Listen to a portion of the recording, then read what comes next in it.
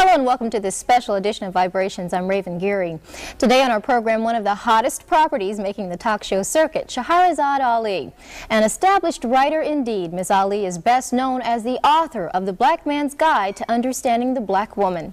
A very controversial and, if I may say so, a very critical view of life of today's black woman.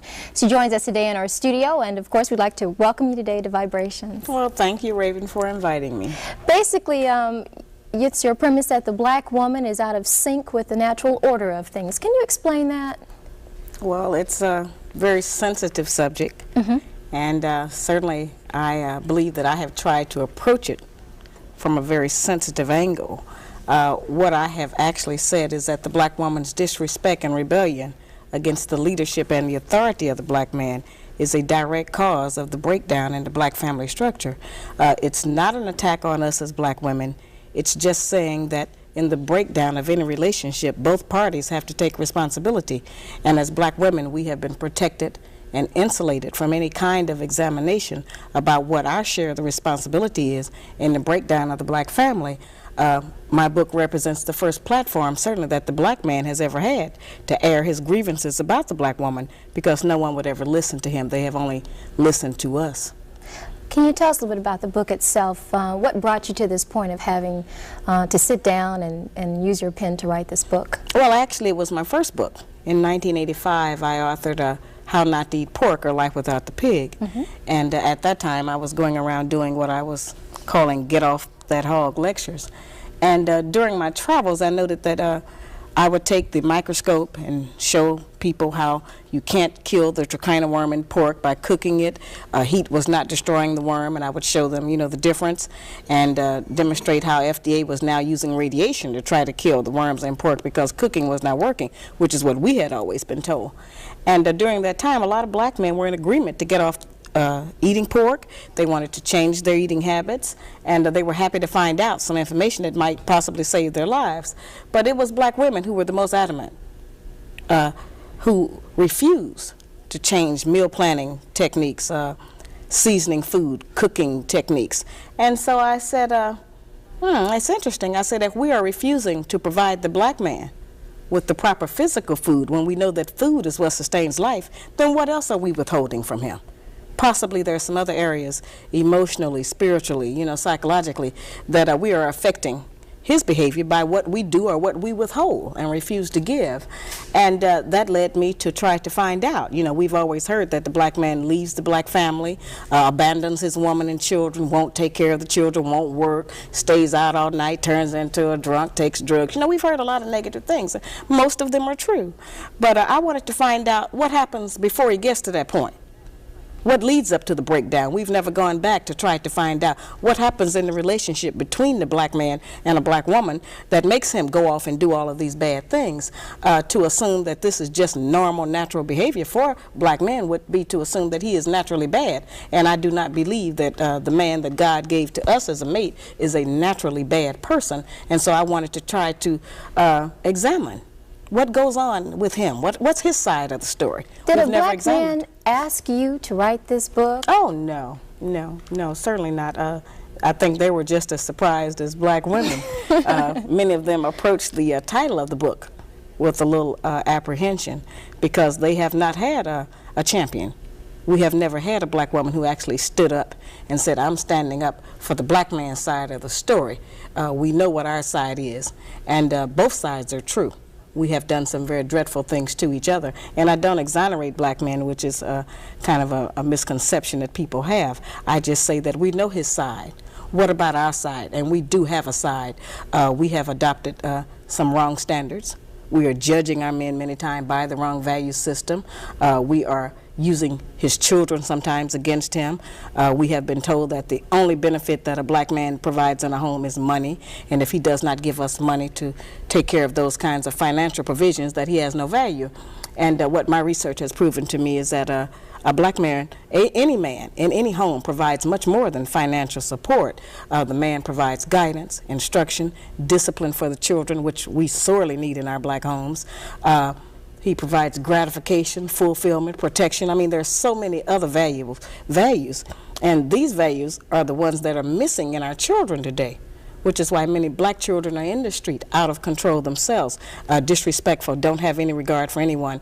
And most of us are scared of them, and everybody else is, because nobody has a way into them to try to gain any control over them. So I maintain that a return to traditional family values, certain clearly defined gender responsibilities for black men and black women in running a home and a relationship will help us to produce a better child. And if we produce a better child, certainly we'll have a better future and a better nation. And saying all of this, and as calling yourself a champion, and having, if I may say, the courage to write this book and stand by it, you've caused a stir. This book is very controversial. What are you hearing from public reaction? Well, I don't think that it's an issue among black women about whether or not the book is true or not. The issue is that I was not supposed to tell. These are inside secrets and things that we have never let our men know about. And many times what is that we say? He can't handle me. Well, many times he can't handle us because he doesn't know what it is he's trying to handle. He doesn't understand what motivates us. We have become very adept, many of us, at being able to do something right in front of his eyes and then convince him that that's not what he really saw at all and that it didn't happen. And so we've kept him kind of confused. Excuse me, do you realize that there are many bookstores, and in particular black bookstores, that have refused to carry the Black Man's Guide to Understanding the Black Woman? I think that that's been overblown.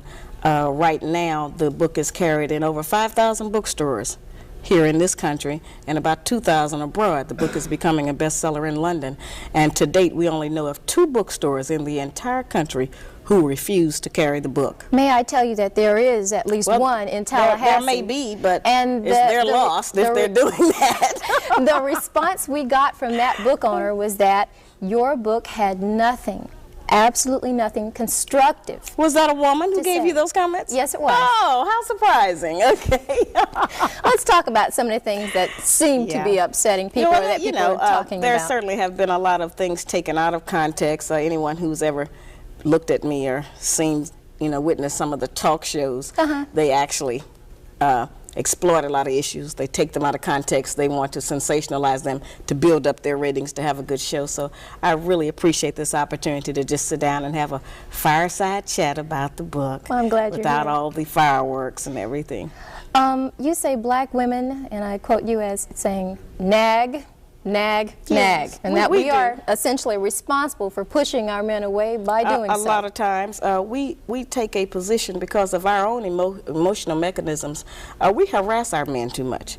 We nag our men too much, and we keep his mind and his head so bundled up and bogged down with all of our personal idiosyncrasies about our day-to-day personal relationship with him that a lot of times we don't free his mind up to go out and to plan sanely for our future and for the future of our children.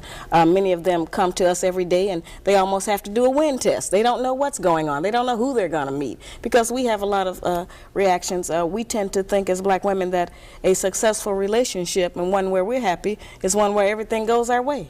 And the first time it goes another kind of a way, then we go into hell, turmoil in our brain, and we start deciding, oh, I've got terrible problems with this man. He won't do what I want him to do. When our men have a side.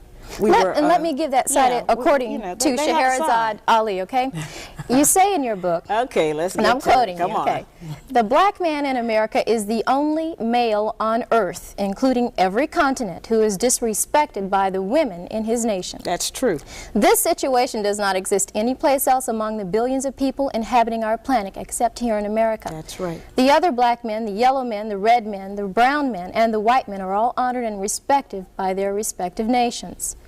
All other women recognize and accept that the man is the authority, the ruler, and the leader. Only here in the United States, in the black nation, scattered throughout the United States, is the black man neglected. That's pretty powerful. And it's absolutely true. We have been displaced. A lot of us don't really understand what slavery actually did to us and how much psychological trauma it did to us regarding what our proper roles are with each other, what our responsibilities are as man and woman in our various communities and relationships. We have never been debriefed from slavery. Not really. We have just, we know we had that history, but we don't know how it affected us. We don't know how much of our actual culture we lost. how much of our ideas were taken from us. We know that our religion was taken from us. We know that our names were taken from us. But we don't know how many other standards of day-to-day life have been removed. And while we have adopted the American way of doing things, they have not worked for us because we have a very special situation. We are not the same as everyone else.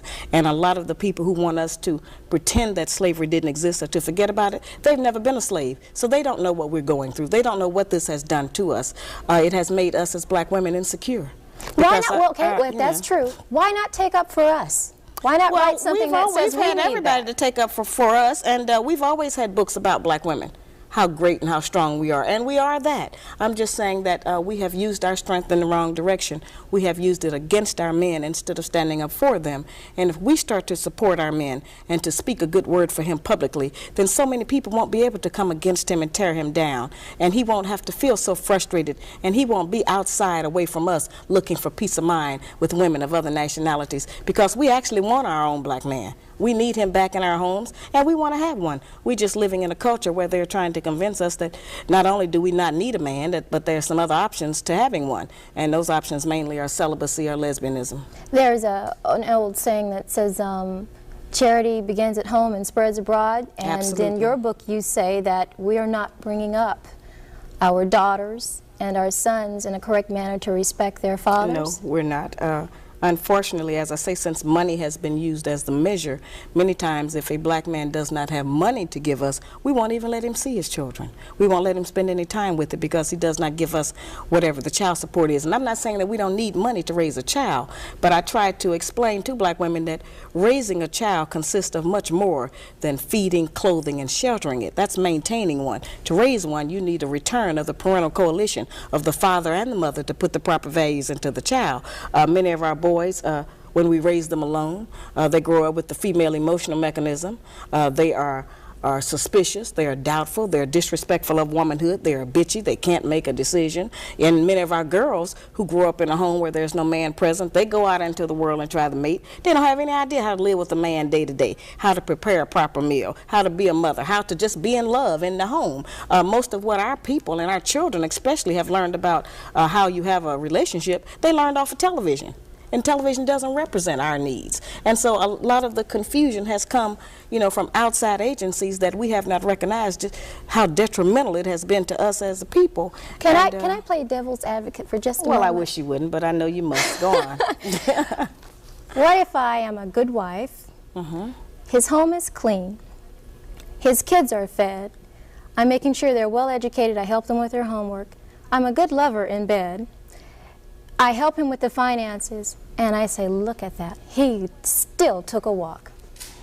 Well, that's something else that's been confused about my book. I advise black men and black women. I certainly tell men that if you are with a woman who you have been with for 5, 10, 15, 20 years, 6 months, 2 weeks, whatever it is, and that woman refuses to cooperate with your ideas, does not want to get with your program of right, whatever it is, then I tell those men, get rid of that woman and get another one. And I tell black women the same thing. If you are with a man that you cannot be in agreement with, then get rid of him and get with a man that you can be in agreement with. If the man you're with is not treating you the way that you want him to, and you feel that you have put in enough time to demonstrate your commitment and your sincerity of efforts to try to make the relationship work, I don't tell people to just stay in that relationship. I'm trying to teach us that we waste a lot of time being angry with each other and being dissatisfied in relationships. Get out of it and get with one where you can be happy. You say that the black woman would like to be a clone of the white woman. Many of us, yes. That's unfortunate. How do you see that? Well, that's something that was almost accidental, I'd have to say. See, the white woman has been the only mentor that we have had of a female. We've seen her every day of our life on television, every magazine, every newspaper, every commercial. You know, it's just been her face, her body, her image, whatever it has been in front of us. And so today we have the results of that. We have black women who are trying to dye their hair blonde, who are wearing blue and green contacts in their eyes, you know, who wear tons and tons of layers of makeup, who have changed their voice, who have hair weaves so they can have flowing long hair blowing in the wind, you know, like Brooke Shields or somebody, you know. And so that's been an accident. And as a result of us doing that, we have also adopted the women's liberation movement goals of wanting to be liberated from the man and have some kind of pseudo-equality, when while that may be true of the white woman and her plight with the white man, that's not really the black woman's business, because we haven't been under the control of the black man for over 500 years. So what do we have to be liberated from him from? But is there something wrong with trying to make yourself look better or more well, appealing? It depends on what standard you're using as being the goal of looking better. You know, if we think to look better is to put on a ton of makeup and have blue eyes, then there's something wrong with that, you know. But if we think that to look better is to certainly get a better spirit in our heart and to work every day to become a better wife, a better mother, better friend, better sister, then those values and attributes alone will make us more beautiful than we are now. How do you feel about the fact that many people accuse you of wanting to see the black woman at a point of submission? Is that where you want to see a black woman in the 1990s? Well, it depends on how you define submission. Those words have a tendency to have a negative connotation for us because of how they were used against us during slavery and what we connect them to. But actually, the kind of submission that I'm referring to just means cooperation and agreement. I don't think that anybody could say that I represent a woman who is subjugated in any kind of way. I don't think that anybody could say that my personality sounds like some man has me somewhere crawling around on the ground or walking 10 paces behind him. So I'm not representing that. I'm representing strength. I'm saying that we have a lot of power. We have power to make heaven and hell for our men. And I'm saying, let's try making heaven. Let's try to build him up. If a man has his woman behind him, he will believe he can do anything. And all we need to do is to get our men to believe that they can do anything. And he'll be able to, you know, do much better than he's doing now and come out of the pitiful condition he's in. As I said, I'm not exonerating him. I'm just saying that all of that strength that we have, let's use it in a more positive way instead of just going for self. You know, nobody told us that all of that being my own person and I'm independent would lead to separation and loneliness. But that's what we had to trade for that. In order to have certain kinds of success, we had to give up the man because we can't find a man who will compete with us on that level. As I said, we say he can't handle us or he's intimidated by the fact I make more money than him. I think that by judging our men on how much money he makes, we have lost a lot of good men. Because as black women, if we decide that all of us are going to just determine whether or not we're going to have a man based on how much money he makes, then well, none of us have no man. But because most black men don't have no money. There are many men Not a lot of money. There are many men out there who don't want a woman. That's absolutely true. Who is not gainfully employed. That's This true. works both ways. And one of the things that I have always explained about that, Raven, is that for my lectures, which you know I do all over the country so I can give black people some ease and take some hysteria out of our communities that the book seems to have caused, I have security guards. Not because of black women. We're going to do just what we do. We're going to fuss and we're going to cuss or do a little something, you know. But I have it because of black men. Because the black man's guide to understand the black woman puts the black man on point. And it reminds him what he has allowed to happen to his woman and his family. Many black men become intimidated. They don't want to take responsibility for their women. They don't want the challenge. They don't want to be put on point. So they become overwhelmed. And it's them that go off. That's why I have security. Because most men know that this book puts the black man on point. It just talks about what slavery has done to the black woman, but it's really telling him what he has allowed to happen. Let's go back to the book for just a moment. According to you, there are 3 types of black women. Yeah, they overlap a little bit. Can you define that just very briefly for us? Well, we have, I kind of number them, I think, as 1, 2, and 3, and I would call them lower class, middle level, and so-called upper class, you know, and we certainly have to acknowledge that we have those levels in our society. We see them every day. That is not a put down to recognize that we have a lower class woman who perhaps lives on the street, who is an alcoholic, a bum, you know, who is outdoors, who is subject to abject poverty as a lack of, because of a lack of education and proper training and personal hygiene and other kinds of information. She exists, and we need to reach her and try to raise her up differently because many of these women have children, and we have to be responsible for them. We have the mid-class women who are the number 2s, and they're kind of average. They try to do better than the lower level. And then, of course, we have the number 3 class, which is the so-called successful, you know, black woman who is tripping about the fact that she generally has a big job and a credit card or something, you know. But don't you want to see black women accomplish something? Yes, I absolutely do. But if we can't accomplish saving our race, then we have not made an accomplishment. We are looking at our man become endangered. He's already endangered. Over 60% of us are single, widowed, separated, or divorced as of last year. And so we're not together. And there is one monolith in the black community, Raven. If we don't reproduce children, then our nation, our race is going to die out here. And so we sometimes tend to look at black men and say, yeah, they're in this bad condition, and we act like they're going to die out and we're going to live on. But that's not the way it's going to go. If the black man dies, all of us are going to die, because he actually is the backbone of our nation. We can't produce a baby by ourselves, and going into other nationalities still just erases, you know, our nation. And I'm trying to get us not to do that. You have problems with interracial marriages. Yeah, I'm not for that. Well, because of the fact that I think that God made a male and female of every nationality so that they could mate and reproduce. And I think in our particular case, a lot of us try to run to what I call race denial by trying to marry into other nationalities to try to get away from our own heritage. Many black women do that, and certainly many black men do that. So I'm trying to get them to get back together and stop trying to marry and go into other races and infiltrate them with some of the nonsense that we bring as a result of our sad slavery history. What if a woman says to you, well, I was alone, and he came to me at a very vulnerable point in my life, whether he's Hispanic or from the Middle East, or he's white and Caucasian, doesn't matter. And she just says, he came to me at a very vulnerable point in my life, Shahrazad, and he's good to me, and he takes care of me. It's not necessary for people to confess to me. I tell people all the time, I'm not taking a poll. This book is about self-examination and personal development. And if after reading this book, she thinks that she is still in the right place, then I don't have any control over that. I'm not out here as a judge. As I said, I haven't set myself up to say I'm the perfect black woman. Everyone should be about me. I have the same problems that all the rest of y'all got. I'm just trying to work with it, and this book is so brutally honest. We've never had anybody just straight talk to us about our personal problems, what happens inside the black home after the door is closed. And we have had a tendency to think that it's some kind of secret, that nobody recognizes, that we don't get along. And we tend to think that somebody is going to pick this book up from some other nationality and think that all black women are like the women that I describe in this book. That's totally impossible, because the things that I describe are visible and they're audible. You can see them, or you can hear them. So nobody's going to mistakenly think you do these things if they don't see them or hear them coming out of your mouth or out of your actions. You know, so there's no danger of people thinking that all of us do this. Shahrazad, there are a lot of women out there who think you don't like us, you don't like black women.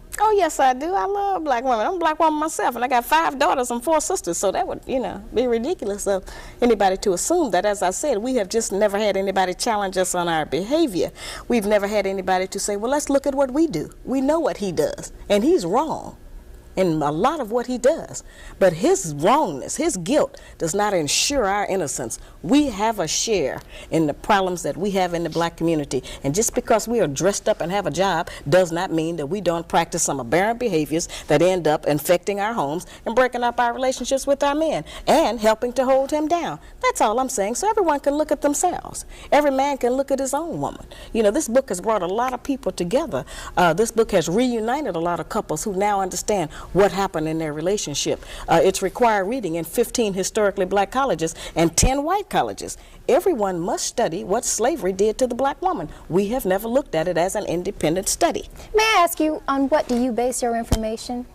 Just research. Being a black woman myself, living here in the country, and I interviewed over 3,000 people. I interviewed 379 black men who were married to or dating white women, over 100 black women who were married to or dating white men, and a little over 2,000 black men and over 1,000 black women. And what I found is that we don't have a control group. There was no point in me listing all of their names, because we don't have one set of Negroes that we could point at and say, okay, well, this particular group is not affected by slavery. All of us are affected by it. We just have not been able to identify the manifestation of that behavior and be able to trace it back to what the root was and how we got that way. A lot of the behavior we practice because it's trendy, it's popular in this country, and so we think that that's just the thing to do. Do you fault the black man for anything? Yes, absolutely. Briefly, I fought him for lying. For lying? Yes. About? all kinds of things. He won't tell us the truth about his life because he knows that we can't handle the truth. And so he will lie to us about his activities and his life because it preserves the peace for him, he thinks. But we know that lies don't build a relationship. They create doubt, suspicion, and fear. And then we exhibit those behavior traits. And fear in the female is always translated as hostility. And so, see, it's a locked-in circle that I'm trying to get us to look at, how these things are connected and what they produce. A lot of the anger and frustration we have at each other is really not even at each other. It's about our conditions. It's about something that's almost been genetically sent down through our womb because our men were not able to protect us. They were not able to keep the slave master from snatching our babies out of our womb, to allow us to have food or clothing. A lot of different kinds of things that happen to us that just make us tremble. They make us frightened. And so now it's to a point where everything that the man does, we have our total emotional balance, our self-esteem, our self-respect, everything that we stand for as a female, we have it tied right now to our men's genitals. And it depends on what he does with those, about whether or not Let's talk about that for just a moment. See, this is an intense topic. Yes, I just never get a chance to explain it. One thing that I read over and over again in your book was regarding infidelity. And let me just make this here. You say in your book, there is no history of the black man settling down with one woman and never desiring to have another, before slavery, during slavery, or after slavery. The black man has never been recorded to have just one woman. Right. Well, I think there's some actual facts we can look at on that. Monogamy has failed for the white man in America. But this is like saying it's okay. It's not me saying it's okay. This is how they're living. I'm giving you the history of what their life is. Black men haven't been waiting on me to tell them it's all right to have more than one woman. Neither have white men. You know, this is just what they do. I'm not talking about fornication and adultery. I'm not talking about one-night stands and running around rampant with other women. That's not the kinds of, when I say more than one woman relationship. I mean that before we came to America, our men had more than one wife and family. And we were satisfied with it because we had not met the monogamy idea. We had not met the American white woman who, you know, insists on certain kinds of values in her man. We had not learned envy and jealousy. All right, after coming here, those kinds of ideas were bred into us because of society and the mores that the Americans made up here. And so then we started to have problems with that. But I think that since it is apparent that most of them, not all of them, it's certainly up to the man, do love more than one woman. I got tons of mail.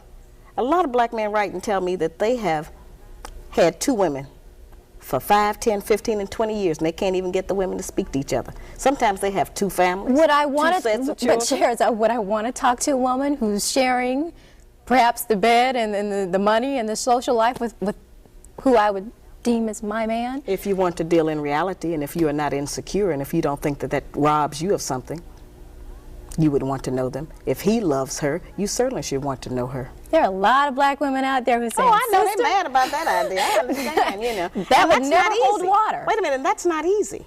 And that's a frightening thought to most of us. And I don't like that. I'm not for that. I'm in agreement with everybody else. Our men ought to just have one woman. But that is not the reality. I'm trying to get us to deal with some reality for a change. Stop dealing with fantasy. Stop dealing with television. Stop dealing with imagination of how we wish things were. Let's deal with them how they are, what it is, present tense. And but because that's happening doesn't mean I have to like that or want to accept that. No, that means that you can live in hell. That means you can live in doubt. That means that you can always be checking on your man. That means that you can be insecure and be, you know, tearful. And that means you can be disappointed when you find out the real truth. And you don't want to have that in your life. None of us do. But in order not to have that, then we have to deal with some reality and recognize that men are not limited in the way that women are. Men are able to love more than one woman. I'm not talking about, as I said, just a random sexual relationship of fornication and adultery and all of that. I mean that there are many black men who have children by more than one woman. What is to become of those children? They need their father. Now, you say that once these relationships don't work, and they start breaking up or things start going bad at home, you say, she will cry and seek sympathy. During this period, the black woman will remind the black man of everything she has ever done for him. Yeah, we do that. She will try to make him feel guilty and ashamed of his decidedly outrageous behavior. Absolutely. She'll let the house go, and I quote you, to hell. That's right. She may stop cleaning, ironing, washing, and cooking. And we neglect his withhold place. sex. That's a real tool we use. We do that. But if to you would express cheat our on me or dissatisfaction. walk out Well, on me... see, that's what I'm saying. We have to get into definition. Who told us that was cheating? Where did that idea come from that that's cheating? And I'm not saying that a lot of men are not just running around. I'm not talking about that. But if a woman finds out that her man has been with a woman while she's been with him for 3 or 4 or 5 years, that's a serious commitment and relationship. And if it hasn't taken anything from me, if I'm not going short of anything, and if this is what he thinks his responsibility is, then what kind of hell are you going to go through to prevent that? Since we cannot stop him, we have not been successful. The white woman has not been successful in stopping the white man from having another woman. They call them a mistress. We pick up a lot of that terminology. But a man who has 2 women, that's not necessarily a mistress. That's just his other woman. Now, we got 2 choices. We can be the woman or the other woman. We don't have but those 2. Now, I know we don't like that. I don't like that. You know, but that's the reality of our life at some point. Now, it's up to the man. But every man doesn't want 2 women, but those that do, they're going to do it. What about our morals and our religion? Whose religion? Whose morals? Not our religion, because we're not practicing the religion of black people anymore. That was taken from us. We don't have our morals anymore. That was taken from us. So whose idea are you representing when you stand up for those values? Not ours. Somebody else's. Some other nationality. And it may work for them. But it doesn't work for us. It hasn't worked for anybody, really, but nobody wants to deal with the truth. Monogamy was only created because of the economics of it. The Black Man's Guide to Understanding the Black Woman has been out for, what, over a year now? March the 20th will be the 1st year anniversary. And for that anniversary, I'm releasing my new video. And the video is called The Black Man's Guide on Tour. And it is exciting. I would assume it's pretty hot. Yeah, it's hot, I tell you. After writing this book, just take a moment before you answer. Okay. Do you regret anything about what you wrote? If you had the chance to do it all over again, would you perhaps soften some of the things that you said? No, that doesn't require any in-depth thought. I've been asked that a lot, of course. No, I wouldn't, because see, we always want some kind of instruction and help to come to us that doesn't affect the status quo. We want somebody to tell us some information or give us some instruction that doesn't require us to change. Okay? This book requires change. And one thing this book has done that I have really been pleased with, it has certainly reopened communications.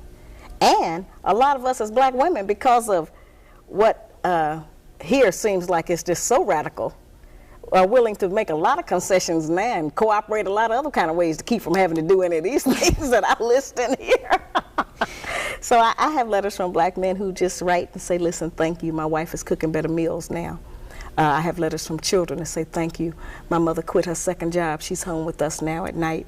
I have had black men walk up to me on the street in New York and reach out to shake my hand and say thank you and just burst into tears and say, thanks, hey, I thought I'd never live to see the day. Not to jump on your case or anything here, but just to say in defense, how many of those women are afraid of an open-handed slap in the face? You've been accused. You know, that's a terrible thing. You have been accused of advocating violence. No, see, that's a misconception. I'm trying to stop violence in the black community. Now, we know, Raven, that domestic violence is at an all-time high in the black community. Black men currently are kicking us, blacking our eyes, knocking our teeth out, stabbing us, shooting us. They're doing a lot of horrible things to us.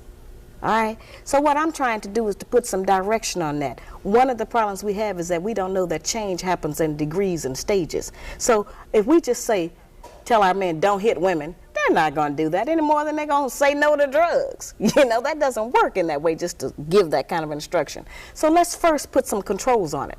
Let's get our men to recognize that they don't have to go off and brutalize us with their fists and hit us with weapons and kick us in the stomach and hit us in the breast. But it's okay for him to hit me with his hand? Wait a minute. I'm saying that if I can stop black men from kicking and shooting and stabbing and stomping black women and get them to just lightly tap us in the mouth, I will have saved a lot of lives and preserved a lot of families. What kind of logic is that? Well, they're not going to stop doing it completely.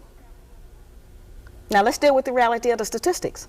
You know, 40% of our women are brutalized. So I'm trying to get the men to stop doing that to us. The Red Cross suggests the same motion, and nobody's ever jumped on them. If a person gets hysterical, you slap them in the face to bring them back around to reality. And I'm not even saying a hard slap. And let's go over that, because that's something that's confused all over the country. I'm so tired. That's the national anthem of black women. Now, at first I thought they were really upset, but I think it's been kind of a smoke screen. They're trying to use that to get black men not to read the rest of the book.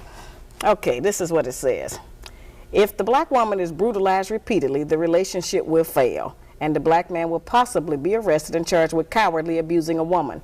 This is not the goal. Make no mistake about it. No black eyes, no punching in the stomach, the breast, no stomping, and no uppercuts.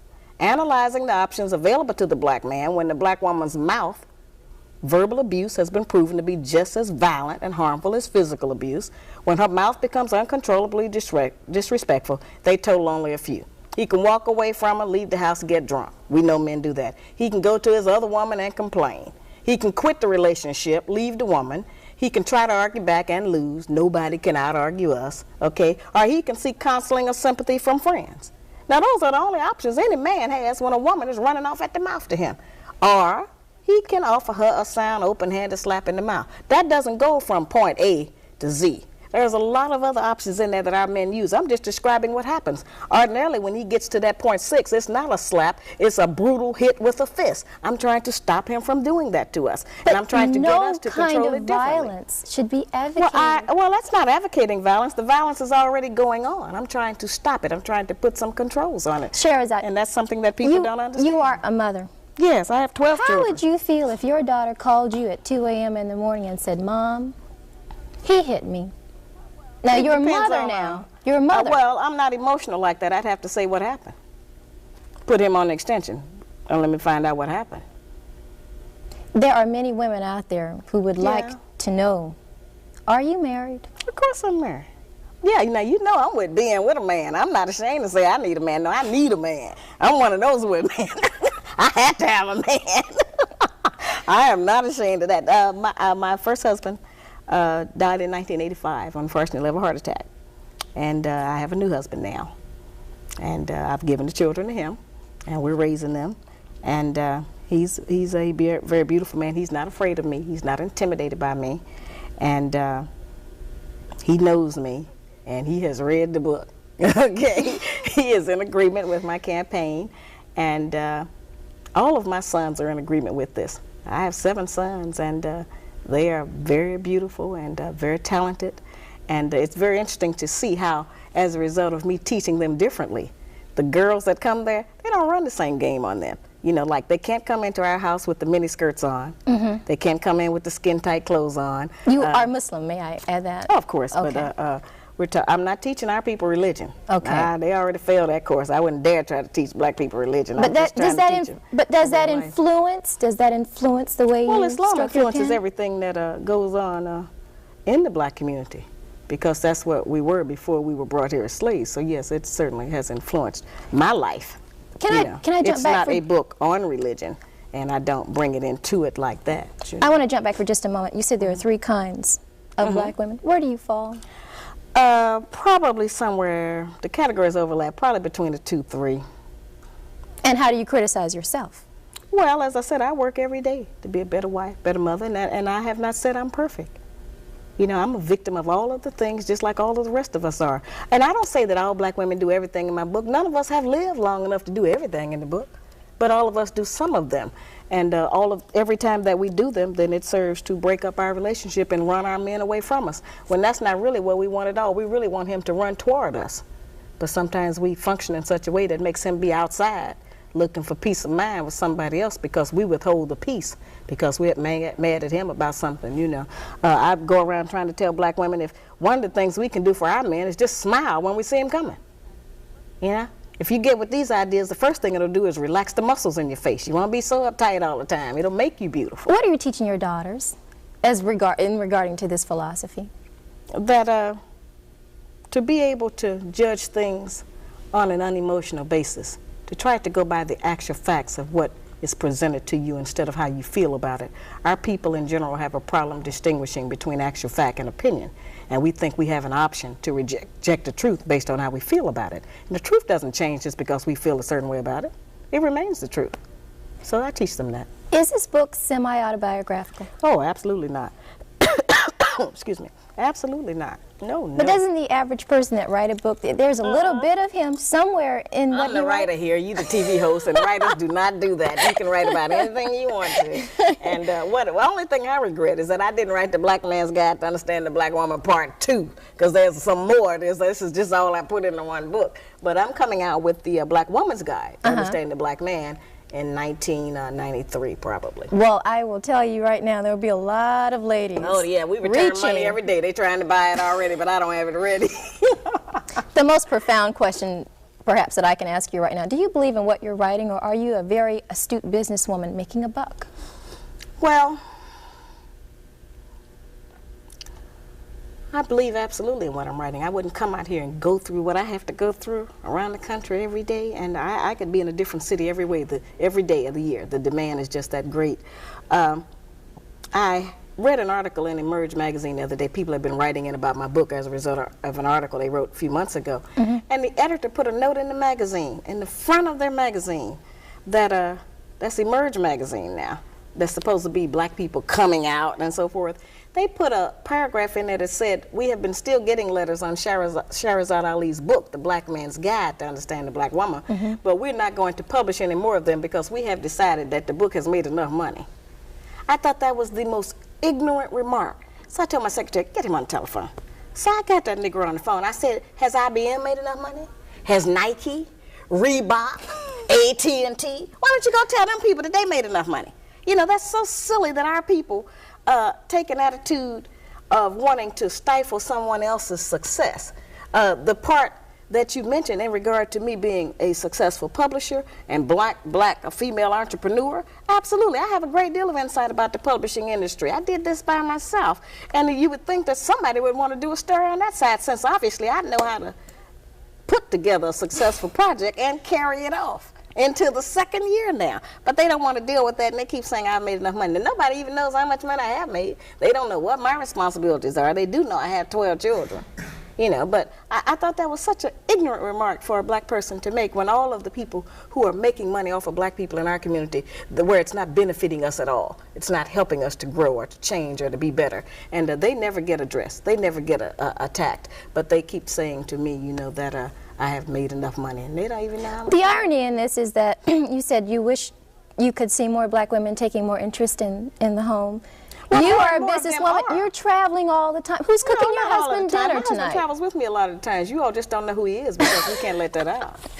No, he's with me a great deal of the time. I have a strong family, extended family structure. I have sisters, and my children are between the ages of 5 and 26. Now, if that 23, 24, and 25-year-old don't know how to take care of the children when I'm not there, then I have failed.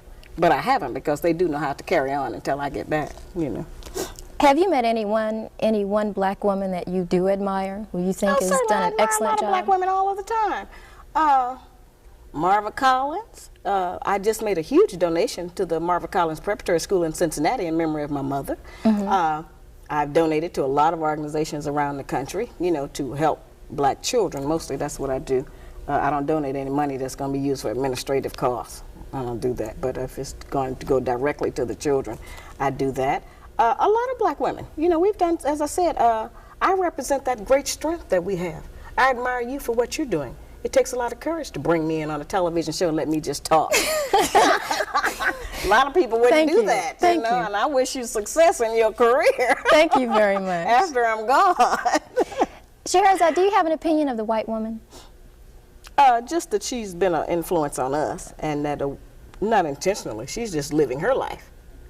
She didn't tell us to copy her, you know, but the way the society is set up, we have copied a lot of her ideas, and a lot of the standards she sets for the white man, we have tried to set them for the black man, except all of the things that are required for a man to have to meet those prerequisites, our men are kept from getting. You understand? So it's really a messed up situation, and so we make demands on our men that they just can't produce. You've been on the talk show circuit for quite some time now. 10 months. Do you find that even journalists And the highest degree have trouble remaining objective when they talk to you? Yeah, most of them. In fact, what they do is on the newspaper interviews, they sit there and they're so nice. Oh, they're so wonderful. And then I leave town and then I get a copy of the story in the mail. Oh, God, they roast me alive, you know. You write some pretty powerful stuff. It must be hard to even go in an airport. Well, sometimes. Well, Sometimes. It certainly has allowed me to be recognized. You know, people, because I wear these crowns, you know, they recognize me in a lot of places. But most of the time, which is a story which has never been told, there are so many black women who love me. There are so many black women who, in fact, next week I'll be going to Baltimore. And there's a group there called the Black Women's Consciousness Raising Organization or something. And it's a black women's group of 250 black women, professional women. They have invited me into their convention to be the keynote speaker. May I got say, black women all over the country who are in support of this project. In fact, I just gave that lecture in Miami, and the man who invited me in was 78 years old. He said he thought he'd never live to see the day that the truth was told about our women. You know, he's a 78-year-old black man who is still in business. He invited me in. Most of the people at the lecture were women. Most of the people who bought 2 and 3 books for their sons were women. Most of the people that bought books for their daughters who were getting married were women. You know, so it's been distorted of who actually is supporting this project. We have 30 million people out here. About 15 million of them have jobs. About 7 million of them can read or have disposable income to buy a book. And I haven't reached the market that I intend to reach in order to actually get this message to penetrate into our communities. The book being required reading is certainly going to help us to face some realities. Our young people want a different life. They don't want the failure that many of us have suffered. They have seen that this has not worked for many of us, and they want something different. They want to find out why they can't get along, why their mating techniques are failing for them, and why they're so frustrated, why there's so much game and nonsense in it. And this book will help them to do that. Shahrazad Ali, it has been a pleasure, may I say, to have you today in our program. Can I just add something for just a moment? I had the opportunity to have lunch with you today. Yes. You are a very personable individual. You Absolutely. are sweet. They just tried to make me a monster on television. But can I say that if I didn't know about this book, on a first impression of you, I never would have thought you'd have written that. Well, you may not have. Many of us have some talents that our larger communities can benefit from. You know, if I had met you somewhere, I might not have realized that you were a very popular and dedicated talk show host. I wouldn't have known that until you told me what you do. I believe that the message I'm trying to bring to my people is a message from God. I think that the only way our people get any message or information from God is through the people, and that this is a very important work I'm doing. This is not a game to me. It has a great emotional drain on me. People come against me with a lot of negative ideas. They come hard. They bring all the force that they have to bear, and I have to stand up under that. How do you deal with that? You know, well, I don't internalize. I don't let it go in. I expected us to have an emotional reaction, and I know that when you have a revolution or social change, the first reaction is emotional, but those people settle down. And so if I have to be the brunt of that in order for them to get to a better life, in order for us to have a better child, then I just have to take that.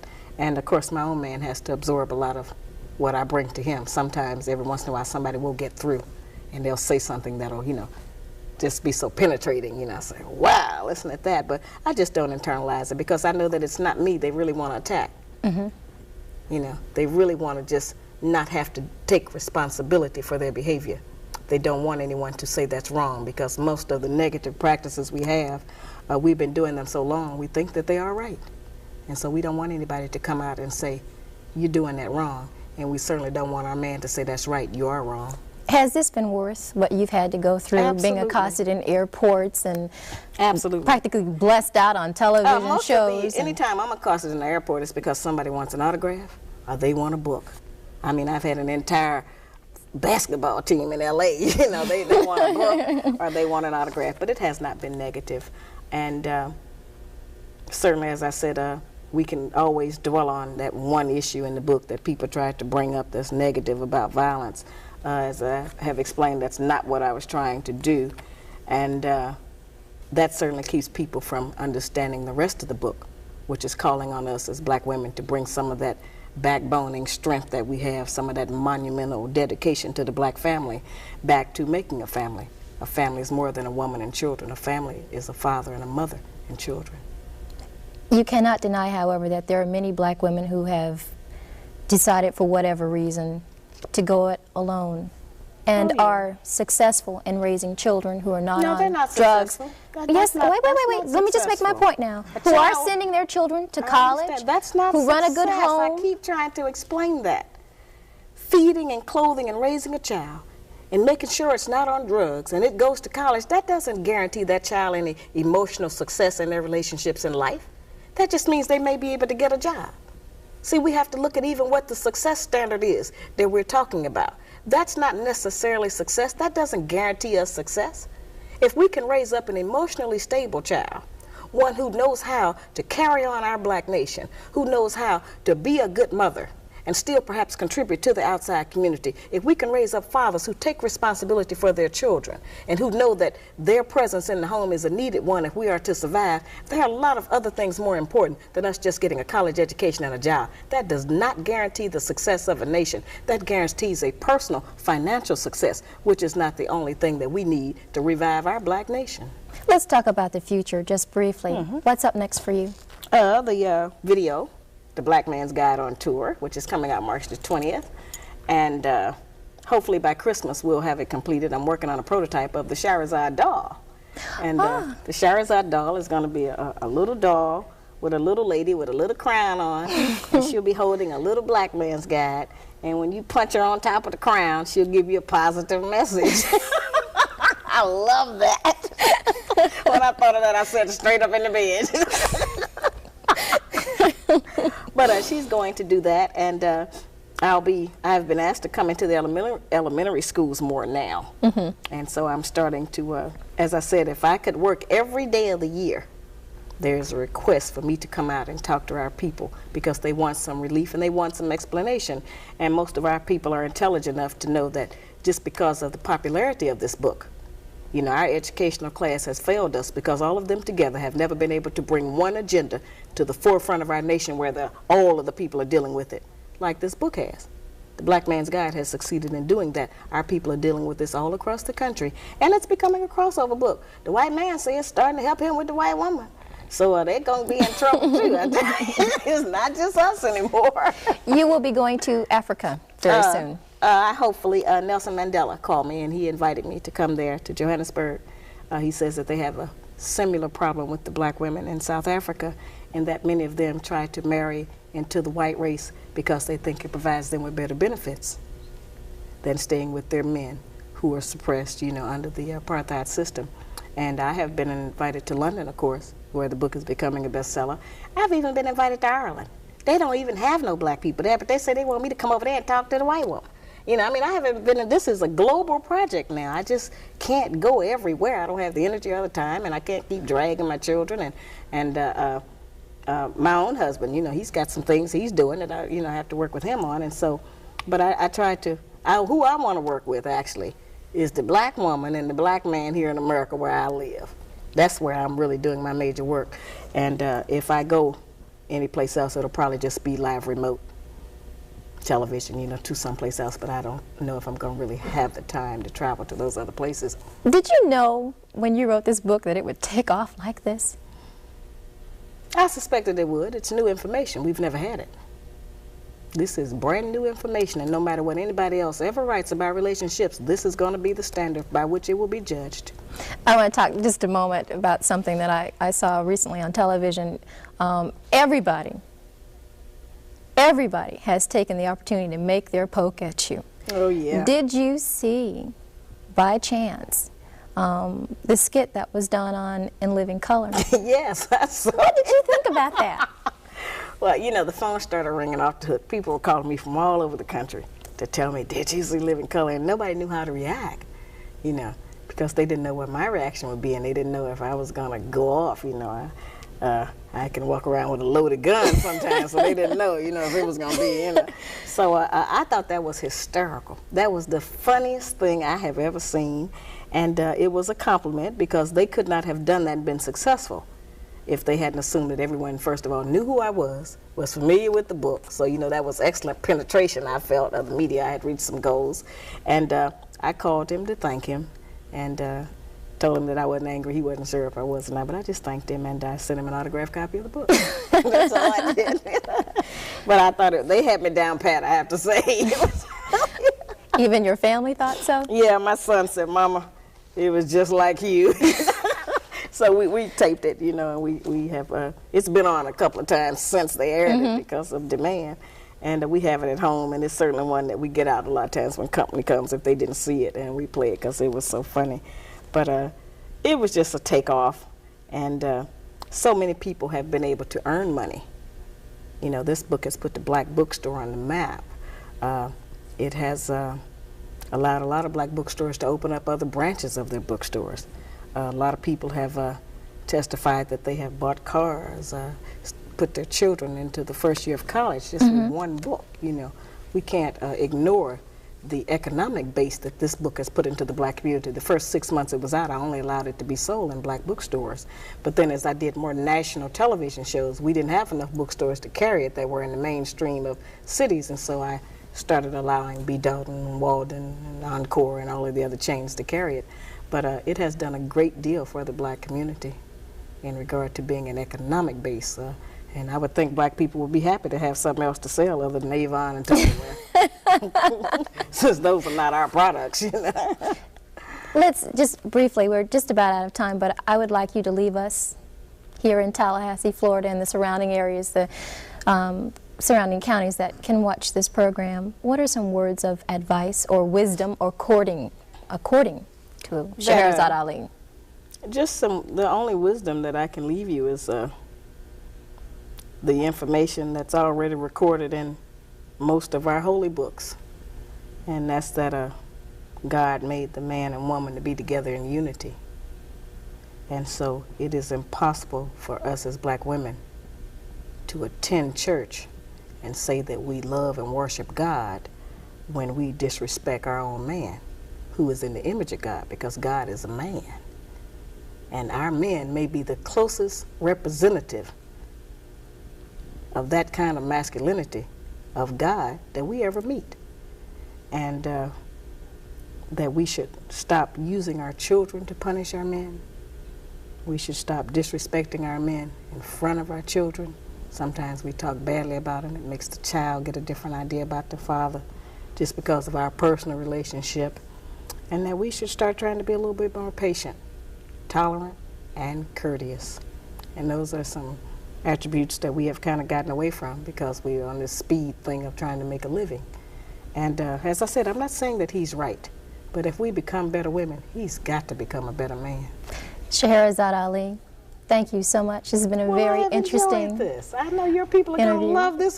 Nobody ever gets to hear me talk this much. All right. Thank you so much for joining us today on Vibrations. Well, thank you for inviting me. That's our show for this week. Thanks for joining us. We'll see you again next week. Bye-bye.